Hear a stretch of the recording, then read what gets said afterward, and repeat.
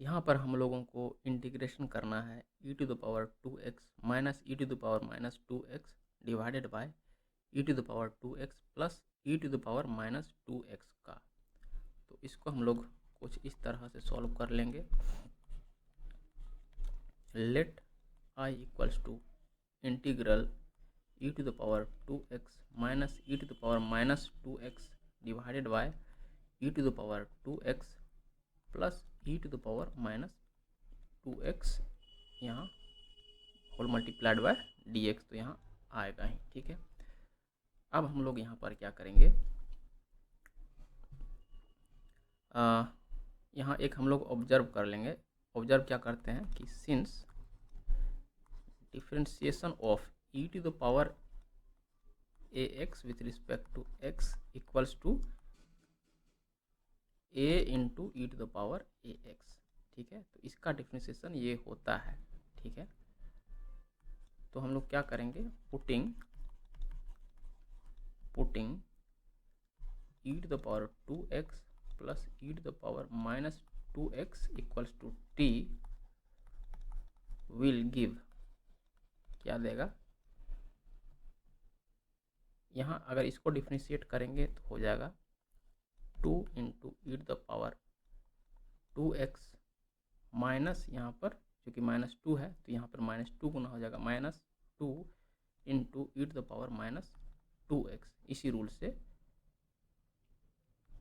Equals to dt by dx, यानी कि इसको डिफरेंशिएट करेंगे तो ये आएगा।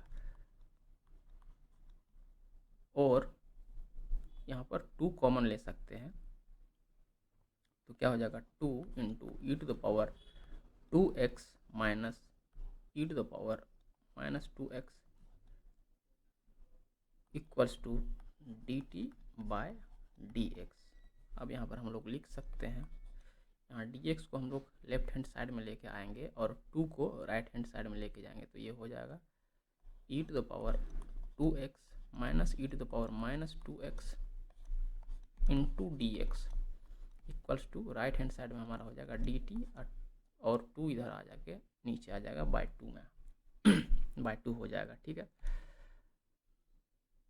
अब यहाँ पर इन सभी रिजल्ट्स को हम लोग ऊपर अपने इंटीग्रल निकालने में यूज कर सकते हैं। हम लोग लिखेंगे using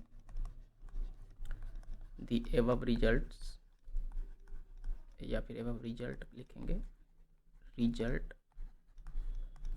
we can write, what we can write, I equals to integral, अभी यहाँ देखिए e⁻² minus e⁻² into dx यहाँ ऊपर में मल्टीप्लाइड है, तो इसके बदले हम लोग dt बाय 2 लिख सकते हैं, dt बाय 2 इंटू, और नीचे e⁻² प्लस e⁻² जो कि हमने यहाँ पर t माना हुआ है। ठीक है, तो नीचे आ जाएगा t। ठीक है, ये अभी काफ़ी सिंपल हो गया है। अब यहाँ 1/2 जो है यहाँ पर कांस्टेंट है, तो कांस्टेंट को हम लोग इंटीग्रल साइन के बाहर ले आ सकते हैं इस तरह से।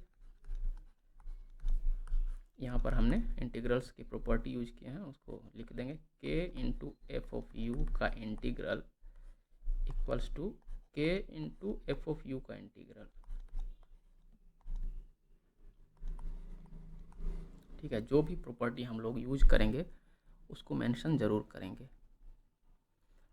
And this is equals to, अब ये हमको पता है इसका इंटीग्रल क्या होता है, 1/2 इंटू ये हो जाएगा लॉग मॉड t प्लस एक कांस्टेंट ऑफ इंटीग्रेशन यहाँ आएगा। यहाँ पर हमने फॉर्मूला क्या यूज हुआ है,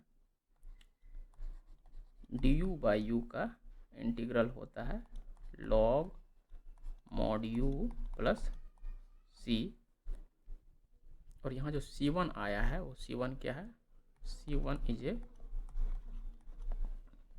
यहाँ लिख देंगे वेयर छूट जा रहा है, c1 is a constant of integration,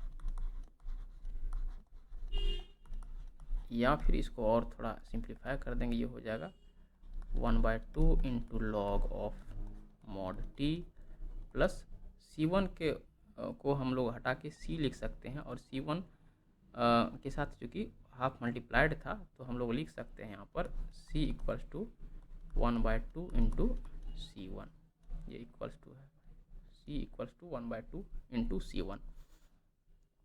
अब ये काफ़ी सिंप्लीफाइड फॉर्म में है। अब हमारा या एक ही काम रह जाता है कि इसको वापस t का ओरिजिनल वैल्यू सब्सटीट्यूट करेंगे। ठीक है, लिखेंगे putting back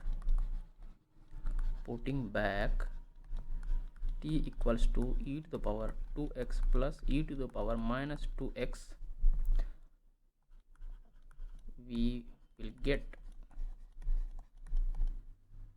I equals to 1/2 into log of mod e to the power 2x plus e to the power minus 2x और प्लस c, तो यहाँ था ही। अब यहाँ पर हम लोग क्या ऑब्जर्व करते हैं, ये मॉड के अंदर वाला जो टर्म है वो हमेशा पॉजिटिव ही रहेगा for any real value x।